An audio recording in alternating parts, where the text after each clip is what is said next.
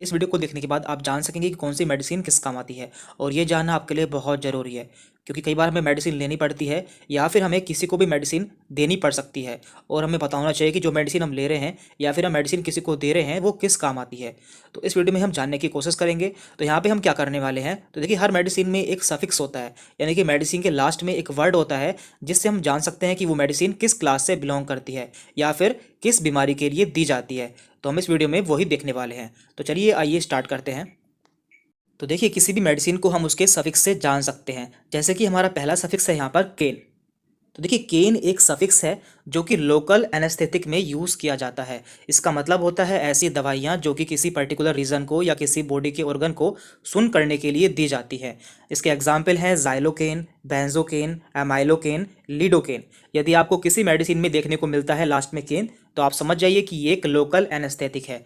तो देखिए यहाँ पे हमने कुछ इमेज भी लगाई है, जैसे कि यहाँ पे है जाइलोकेन। तो जाइलोकेन एक इंजेक्शन आता है यदि मान लीजिए किसी का ऑपरेशन होना होता है और उस ऑपरेशन वाले हिस्से को, यानी कि जहाँ का ऑपरेशन होना है और वहाँ पे उसे सुन करना होता है, तो वहाँ पर जाइलोकेन इंजेक्शन लगाया जाता है। और इसके अलावा लीडोकेन एक टॉपिकल एनेस्थेटिक आता है, यानी कि ये ऊपर से अप्लाई करना होता है किसी रीजन को या किसी पार्ट को सुन करने के लिए।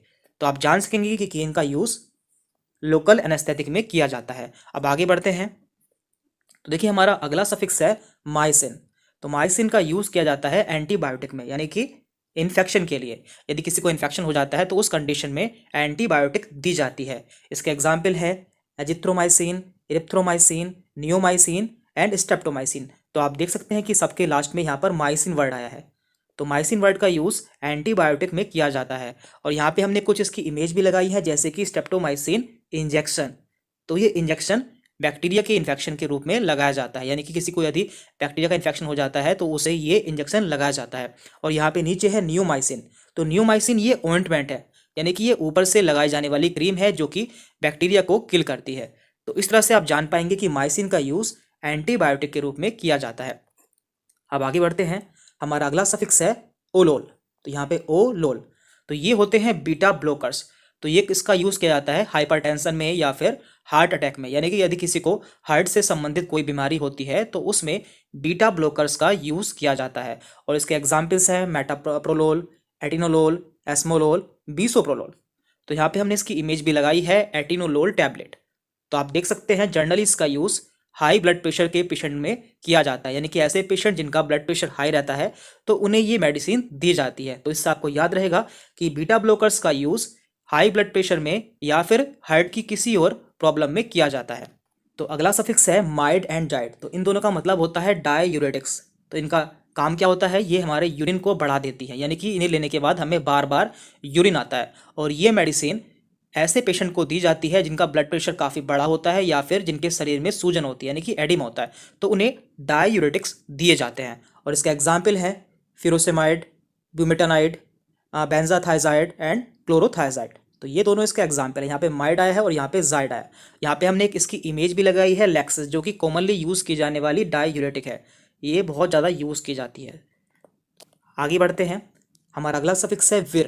देखिए यहाँ पे लास्ट में आया है विर और ये है एंटी वायरल। तो आप इसे जान सकते हैं, यहाँ पे विर आया है और ये यहाँ पे वायरल आया है। तो यहाँ पे ये वायरस के लिए यूज़ की जाती है, यानी कि वायरस के इन्फेक्शन के लिए यूज़ की जाती है। इसके एग्जाम्पल्स हैं ये साइक्लोविर, रिटिनाविर एंड इंडिनाविर। और यहाँ पे हमने इसकी इमेज भी लगाई है जो कि सिप्ला कंपनी की है और ये एसीविर नाम से आती है। लेकिन आप देख सकते हैं यहाँ पे जो जो इसका यहाँ पे जेनरिक नेम है वो एसिलोविर यूज़ हुआ है और ये जो है ये इसका ब्रांड नेम है। देन इसके बाद है पाम। तो देखिए इनका यूज़ एंटी एंजाइटी के रूप में किया जाता है, यानी कि यदि किसी को घबराहट होती है, बेचैनी होती है या फिर उसे नींद नहीं आती है तो ऐसी कंडीशन में इन ड्रग्स का यूज़ किया जाता है, जैसे कि डायजेपाम, लोरिजेपाम। तो इन दोनों के लास्ट में पाम आया है और यहाँ पे हमने इसकी इमेज भी लगाई है जिसमें आप देख सकते हैं यहाँ पे है डायजेपाम। तो इस ड्रग का यूज़ एंजाइटी के रूप में किया जाता है, यानी कि एंजाइटी को दूर करने के लिए किया जाता है। देन इसके बाद है स्टैटिन। तो देखिए स्टैटिन का यूज़ एंटी हाइपर लिपिडेमिक्स में किया जाता है, यानी कि ऐसे व्यक्ति जिनका लिपिड बढ़ जाता है, यानी कि कोलेस्ट्रॉल बढ़ जाता है, उन्हें स्टैटिन मेडिसिन दी जाती है। और इन पेशेंट को हार्ट अटैक के चांसेस रहते हैं तो उसे दूर करने के लिए यहाँ पर स्टैटिन दी जाती है। इसके एग्जाम्पल्स हैं एटोरवास्टैटिन, सिमवास्टैटिन एंड लोवास्टैटिन। यहाँ पे हमने इसकी इमेज भी लगाई है एटोरवास्टैटिन की। तो इस तरह से आपको याद रहेगा, यदि किसी ड्रग के लास्ट में स्टैटिन आता है तो वो लिपिड के लिए यूज़ की जाती है, यानी कि कोलेस्ट्रॉल को कम करने के लिए इस्तेमाल की जाती है। एंड इसके बाद में है सोन। तो देखिए, सोन ऐसी दवाई होती है जो कि स्टेरॉइड के रूप में यूज़ की जाती है, और स्टेरॉइड का काम होता है बॉडी में इन्फ्लामेशन को दूर करना, लेकिन इनके बहुत ज़्यादा साइड इफेक्ट भी होते हैं, इसलिए इनमें से आपको कोई भी मेडिसिन बिना डॉक्टर के प्रिस्क्रिप्शन के नहीं लेनी है। और इसके एग्जाम्पल्स हैं बेटामेथासोन, कोर्टिसोन, डेक्सामेथासोन। तो इन सभी मेडिसिन का यूज़ स्टेरॉइड के रूप में किया जाता है, जो कि बॉडी में इन्फ्लामेशन को दूर करती है। और यहाँ पे हमने इसकी एक इमेज भी लगाई है, तो आप देख सकते हैं कि हर मेडिसिन के ऊपर 2 नाम लिखे होते हैं, जैसे कि यहाँ पे लिखा है डेक्सामेथासोन ऊपर लिखा है, और नीचे लिखा है डेक्सोना। तो देखिए, ये जो इसका डेक्सामेथासोन है ये इसका जेनरिक नेम है, जबकि जो डेक्सोना है ये इसका ब्रांड नेम है। तो ब्रांड नेम जो है वो कंपनी डिसाइड करती है, यानी कि कोई भी कंपनी किसी भी पर्टिकुलर जेनरिक नेम का या फिर सॉल्ट का ब्रांड नेम अलग रख सकती है, तो ये डिपेंड करता है। लेकिन आपको देखना होता है कि इसमें कौन सा जेनरिक है, यानी कि कौन सा इसके अंदर सॉल्ट है। तो इस तरह से आप मेडिसिन को पहचान सकते हैं। यहाँ पे हमने मैक्सिमम मेडिसिन कवर कर ली है, और जो मेडिसिन रह गई हैं वो हम अगली वीडियो में कवर कर लेंगे। और लास्ट में सबसे इंपॉर्टेंट बात देखिए, वीडियो केवल इसलिए बनाई गई है जिससे आप जान सके कि कौन सी मेडिसिन किस काम आती है, लेकिन आपको इनमें से कोई भी मेडिसिन बिना डॉक्टर के प्रिस्क्रिप्शन के नहीं लेनी है, यानी कि आपको ये मेडिसिन खुद से नहीं लेनी है जब तक आपको डॉक्टर सजेस्ट नहीं करते हैं। तो इस वीडियो में इतना ही था। यदि आपको कोई डाउट रहता है तो आप हमसे कमेंट करके पूछ सकते हैं। Thank you very much.